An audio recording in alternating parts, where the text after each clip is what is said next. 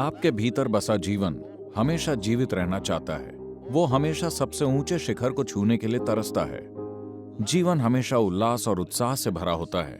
आप मानसिक तौर पर ही डिप्रेशन की चपेट में आते हैं। आप अपने मन के तार्किक आयाम में उलझ गए हैं। आपकी समझ एक बात कहती है, लेकिन तर्क भरी सोच कुछ और ही कहती है। आपके रोजमर्रा के जीवन का दोहराव से भरा स्वभाव भी डिप्रेशन का कारण हो सकता है।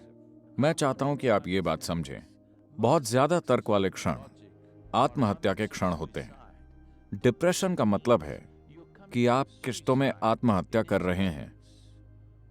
अगर आप अपने जीवन में तर्क को बहुत ज्यादा जगह देंगे तो आपकी जीवंतता घटती चली जाएगी। आपको जीवन के भौतिक पहलुओं के लिए ही तर्क को लागू करना चाहिए। अगर आपने जीवन पर ही तर्क को लागू किया तो आप डिप्रेशन के शिकार हो जाएंगे। अगर आप हर उस चीज को मिटा दें जो आपके लिए कुछ मायने रखती है, आकाश में उड़ते पंछी, आपके बगीचे में खिले फूल, आपके बच्चे का चेहरा, और फिर अपने जीवन की तर्क से काट छांट करें, तो आप डिप्रेशन की मंजिल तक पहुंच जाएंगे। अब जीवन में नई जान फूंकने का समय आ गया है। आपके जीवन में सबसे मूल्यवान चीज खुद जीवन है।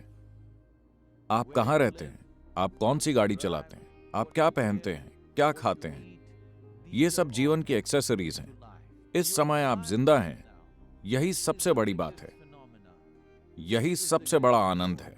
आपको ये बात साफ समझनी होगी। दुखी, डिप्रेस या बीमार होने से कोई फायदा नहीं है। खुश और आनंदित रहने में ही फायदा है, और अगर फायदा नहीं हुआ तो भी क्या फर्क पड़ता है।